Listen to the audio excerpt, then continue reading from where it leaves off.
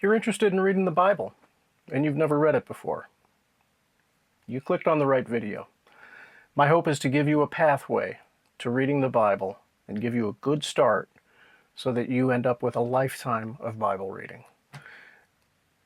Beginning the Bible without guidance is not easy.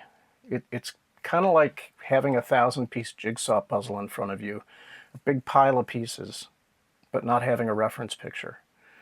You might be able to put a few of the pieces together. You may have blocks of it finished here and there, but you won't have any context as to where all these blocks go. And most people who start reading the Bible without any guidance give up within about 30 days. And my hope is to give you a solid pathway in the beginning of reading the Bible that will last you a lifetime. Because once you're launched and you get it, it's not that difficult.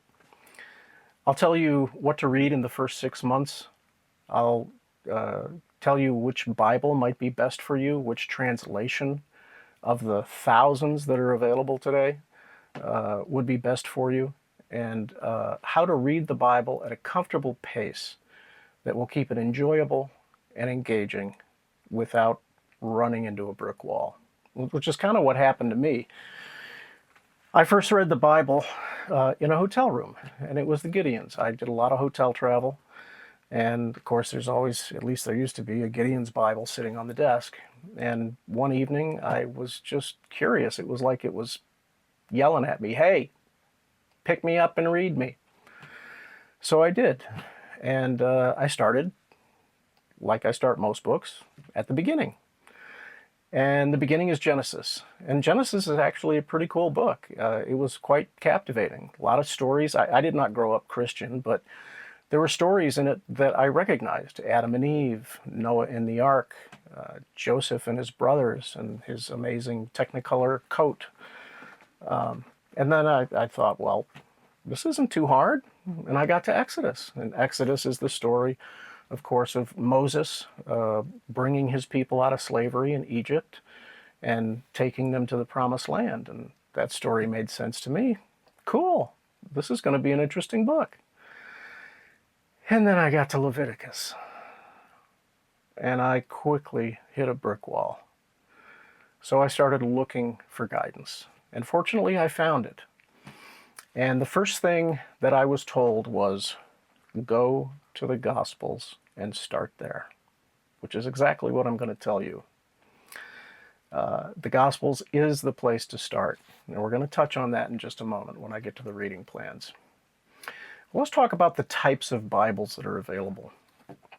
There's many, many types. If there is a need for a specific type of Bible, they make it. Okay, your first Bible should be a study Bible. Now this is the ESV Study Bible. It's thick. I purchased this about 4 months ago and I absolutely love it. But what a study Bible is going to give you is, here's the biblical text, and down here are notes. So a team of theologians and pastors got together and they went through the Bible verse by verse. And they said, if somebody doesn't know anything about the Bible, what do they need to know about this passage? And they tell you everything, well, not everything, but they tell you a lot of what you need to know. It's a great way to start reading the Bible because you're going to get lost, and you're going to get lost quick because they're referring things that are cultural idioms, unique to their culture and their time. They're referencing things to the Old Testament which you haven't read yet and you don't know what it means. And a good study Bible will fill in those holes for you. And I've got a few study Bibles. This is my MacArthur Study Bible, which I highly recommend. Great Bible. It's got a different slant. John MacArthur is a strict Calvinist, so it's got a very much a Calvinist approach. Don't worry if you don't know what that means. It doesn't matter right now. This is my New Geneva Study Bible. This is one of my first study Bibles. This is the New King James Version. So this is New King James. This is New American Standard, and the ESV is ESV. We'll get to what all that means soon. And then this is my NIV Study Bible, which is a different translation, the NIV. And then this is a unique little book made by Ray Comfort, who has a ministry very active on YouTube. He's all about evangelism, about telling people about the gospel, and this is his study Bible called the Evidence Study Bible, and it's all about apologetics, which is being able to back up your faith, to meet people who have questions and arguments, and being able to answer them. So I have now 5 study Bibles, but I've been reading the Bible for 35 years. So get a study Bible. And any one of these, if I were to recommend you one out of my pile, I would say the MacArthur or the ESV. They're both very, very good Bibles. They also make journaling and notation Bibles. Now, if I open up, this is my primary Bible, and if I open it up, you'll see very quickly that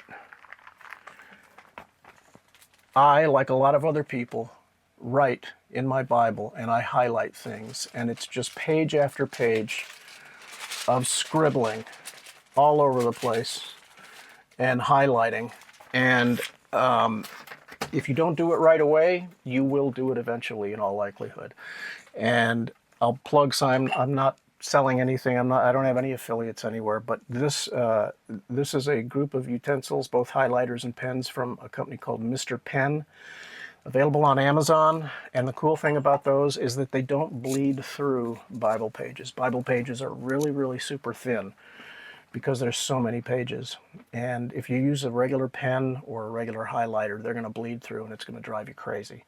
So Mr. Pen doesn't bleed through. I use them exclusively, and they're absolutely terrific. But they have, getting back to the types of Bibles, they have wide margin Bibles that have about 1/3 of the page available for making notes. I don't have one. Sometimes I wish I did. They have journaling Bibles. They have specific focus Bibles like the Evidence Bible. There are recovery Bibles for people in recovery from addiction. All kinds of Bibles. But the key point here is get a study Bible. The ESV and MacArthur, I highly recommend them. There's lots more out there, and you may hear of other recommendations. Go to Amazon. There's plenty of reviews out there to help you through the choosing process. Now let's talk about translations. I read the other day that there are 3,000 translations, English translations, of the Bible. I don't know if that's true, but it's stunning if it is. The thing about translations is they can be very similar to one another, and they can be miles apart from one another. You have to understand the original texts of the Bible were written thousands of years ago. The last text of the Bible to be written was written about 2,000 years ago. And they're written in different languages, Hebrew, Aramaic, Greek, in different cultural contexts. And one of the things that's unique to language is we have what's called idioms. And idioms are cultural phrases unique to the language, unique to the culture, and unique to the time. For instance, if I said, keep on trucking, you'd know what that means. If I said, don't throw the baby out with the bathwater, you'd know what that means. But if you write it down 2,000 years from now, someone's going to read that and go, don't throw the baby out with the... And they won't have any idea what I'm talking about. Well, the same thing happens millennia ago. So those are the challenges to the person that's trying to figure out how to interpret the Bible. And it's a unique set of skills to be able to do that effectively. But you're going to find 3 primary methods to translate the original scriptures. There's going to be what they call formal equivalence, which is a word-for-word translation. And the intention is to convey the exact words that were written. Now that's challenging because a lot of times there's not an exact word in English to this specific exact word in Hebrew or Aramaic or Greek. But it preserves the idioms of the language. So it can be a challenging translation to read, but it's very, very accurate. So there's the trade-off. The more accurate the translation, the less of ease of understanding is going to be depending on the verse that you're reading. If we slide over to the scale, the next technique is functional equivalence, and this is more, instead of word for word, it's thought for thought. So basically what they're saying is, well, we're not going to translate the words, we're going to translate what this says, what the thought is that they're conveying, with the idioms and every other unique aspect of that language. And then we're going to try to duplicate that thought accurately in today's English language. So whereas word for word translations would be King James Version, New King James, the ESV, which is one of the ones I have here, the NASB, which is New American Standard Bible Translation, the functional equivalent, or thought for thought, is going to be like the NIV, which is the New International Version. That's a very nice, balanced translation, and that's eventually what they're trying to find, you know, accuracy, understanding, try to find that balance between the two for the reader. The last one, which is the far end of the scale, is really paraphrasing, and it's basically taking a section of text and completely rephrasing it and restructuring it to enhance accessibility to today's reader. Now, this translation can and has been quite controversial because it can go way far away from the original text. And you're really relying on people's judgment to use these translations. I don't have any of them. Some of these translations would be a Bible called the Message. There's another one called the Living Bible, and there's one called the Amplified Bible. There are people that use these Bibles, and I'm not criticizing them, but you have to understand that there's a lot of wiggle room in the way they translate these particular Bibles. The most popular recommended translations today are the New International Version, the King James Version, the New King James Version, the English Standard, and the New Living, I think NLV, New Living Version. I can't remember what that stands for. It's NLV. I think it's New Living. So in terms of a reading plan, this is where we get to the meat. And you don't have to take notes because there's a downloadable document in the description below that you can download, and it'll have all this information on it, so don't worry about writing it. But the first thing I want to point out is that you want to read, it's best to read 1 to 2 chapters a day. Now, that's not a hard and fast rule, but understand that the more you read in a given session, if you try to duplicate that every day, the greater is going to be your chance of burnout. Reading consistently far outweighs the volume that you're reading at any given moment. So consistency always wins, and you can do 1 to 2 chapters of a book in 5 to 10 minutes. And if you do 5 to 10 minutes a day, day in and day out, day in and day out, it's really going to be a blessing to you, and you're going to be able to really chunk through some books too. So 1 to 2 chapters a day. I would begin in the Gospels always. It's very, very important. Number one, the whole Christian Bible is centered and focused on Jesus Christ. And there's no better book to understand who he is, the character of Jesus, what he did, and the sacrifice that he made for us than reading the Gospels. So I would start with the book, the Gospel of John. The Gospel of John is relatively short. It's a little over an hour. If you just sat down and read it, for the average reader, it'd be a little over an hour read. It's a very spiritual book. So not only do you get the life and character of Jesus Christ, but you get it in a context that is very, very spiritual. Another good option would be the Gospel of Mark. The advantage to the Gospel of Mark is there's a lot of action in it. There's a lot of Jesus did this, Jesus did that, Jesus did this. It's very fast-paced. And it's even shorter than the Gospel of John. You'll be able to read it, I think, in about 45, 50 minutes typically. Either one of those would be a good starting point. Better yet, read John and then read Mark. Some people intersperse their reading every day with a psalm. So they'll start with the book of John, for instance, and they'll read 1 to 2 chapters of John, and then they'll read a psalm. and the book of Psalms is in the Old Testament. It's a great option for you if you have the time to do it. Don't worry, don't sweat it if you don't. Not a big deal. After you finish the Gospel of John and or Mark, I would next recommend the book of Acts, which is the book that follows immediately the Gospel of John. So just turn the page, get to the book of Acts. The book of Acts is the history of the early church. And once you finish a gospel or two and the book of Acts, you've got a great foundation, kind of a springboard to get into some of the more theological books of the New Testament. And these would be probably the Pauline epistles and maybe some of the other general epistles. So what I would recommend in terms of the epistles is Romans. I would also recommend that if you do jump into Romans, make sure you have a study Bible. Romans is a absolutely phenomenal book. It's probably my favorite book in the Bible. And there are some very, very serious theological discussions within this book. And it's easy to get a little lost. It gets pretty heavy. So having a study Bible will really, really help you out in the book of Romans. If you want to, put that over to the side and get to it later, that's fine. There are some very, very simple and easy epistles that you can get to that are very meaningful. Philippians, 1 Timothy, these are short, like 10-minute books. You can read one in one day. 1 John is a great focus on the person of Jesus. Again, if you want to intersperse these readings of the epistles with the book of Psalms or Proverbs, feel free to do that.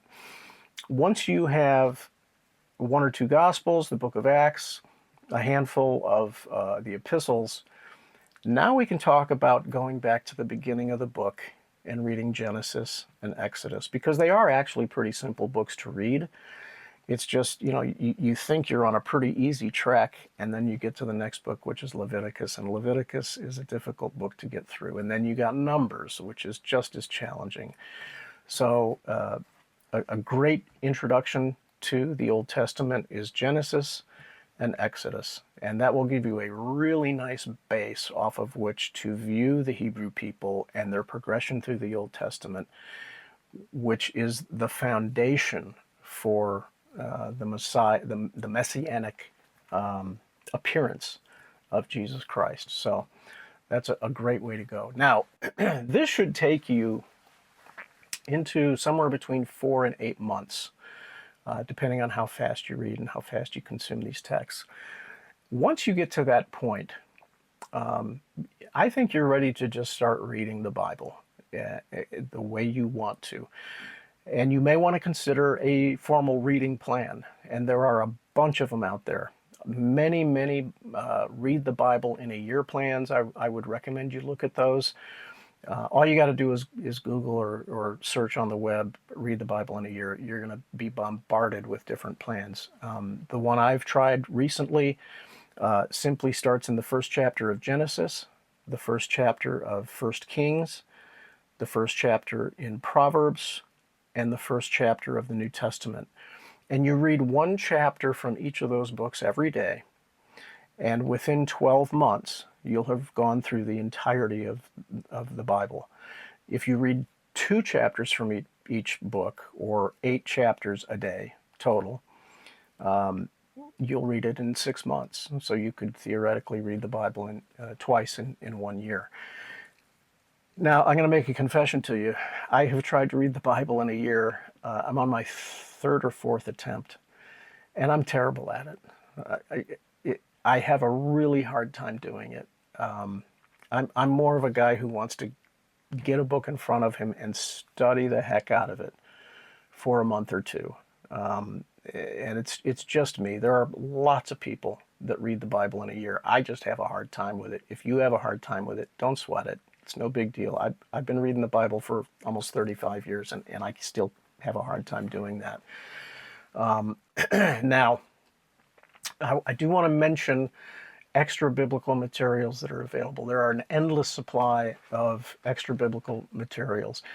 One of the first types of materials that you'll want to consider, not right at the beginning, but as you start really getting into the Bible, maybe 10, 12, 14 months into it, or if you want to really attack a specific book and understand what it really, really means, a commentary is a invaluable resource. Now, this is a commentary on the book of Revelation, which you will absolutely need if you go through the book of Revelation.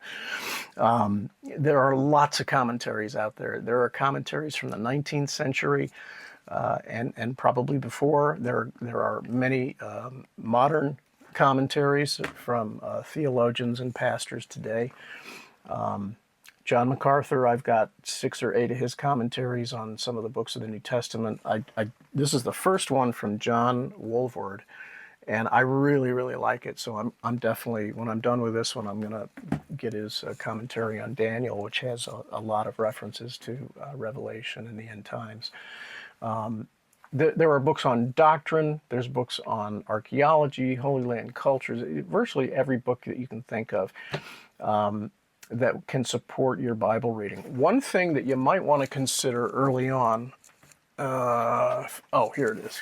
I just bought this actually, and I wish I had bought it a long time ago. This is the Rose Book of Bible charts, maps, and timelines. And this can really help orient you in your reading, especially when you're first starting. So it's got tons of maps in here. And what you're going to find is, as you're reading the Bible, there are a lot of ancient areas, ancient cities, ancient lands, ancient territories mentioned, and you have absolutely no idea where they are. And for me personally, I want to know, where did this happen? So having these maps, a lot of study Bibles, most study Bibles will have maps in them, but they're not going to be as thorough as something like this. This also has timelines, so if you want to get a handle on when things happened, and okay, I know this is happening, but when did it happen in the scope of the entire Bible? So this is a really cool resource, and again, I wish I had found it a long time ago. I'm not affiliated with any of these. These are just my personal purchases that I have that I wanted to show you. Let's talk about tips for new Christians. Make a consistent time and place to read the Bible. The morning works out very, very well for most people. It's quiet. You get up, 10, 15 minutes early, have 10 minutes of quiet time, just you and the Bible. Don't have your phone with you. Leave your phone in the bedroom and go out to the living room and read. No Facebook, no TV, no music, none of that. Doesn't take long. If you take a break from it, something comes up and you're distracted for a few days or a week or a month, work gets too heavy or whatever it is, don't beat yourself up over it. Just get back to it when you can, pick it up, and keep going. We all get interrupted in our discipline of reading the Bible, so don't freak out over it.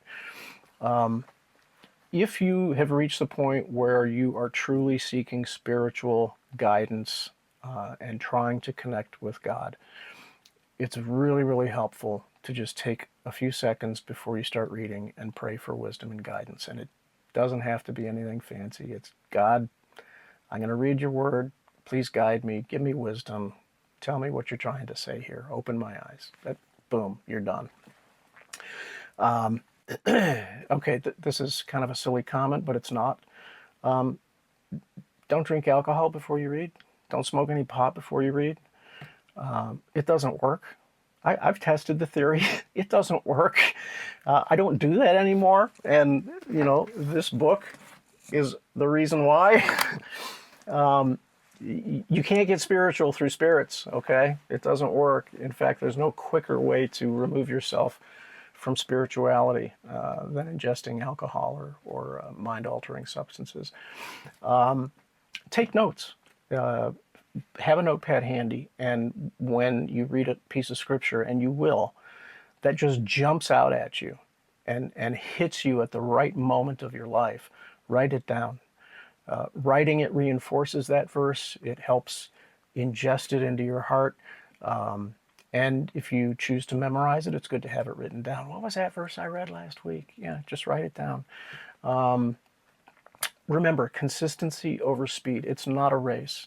Um, a lot of times I want to study a book. I'll read the book like a novel for the first time, over a period of days, and then I'll read it really slowly, and then I'll read it verse by verse and figure out exactly what it's saying. So you can take this, you can pace it any way you want to eventually. But right now you're looking for consistency and getting through the meat of what the whole Bible is about, which is Jesus Christ. Okay? So the Bible says that it's the living word, and it is, which means it's active. It's active, and it encourages you, it'll comfort you, it'll give you courage, it'll give you wisdom. That's what reading the Bible will do for you. It will be a personal guide to your life. It will refresh you and renew you, and it can protect you from your own thoughts and emotions. It certainly has done that for me. My hope is that your journey with the Bible begins now, and that it blesses you for the rest of your life as it has for me. Much of what I've discussed in the video are supported by downloadable resources in the description below, so please take advantage of those if you're so inclined.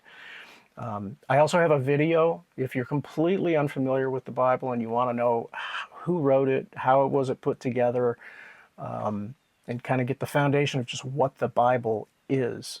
I have a video link down in the description to a video that'll explain that to you.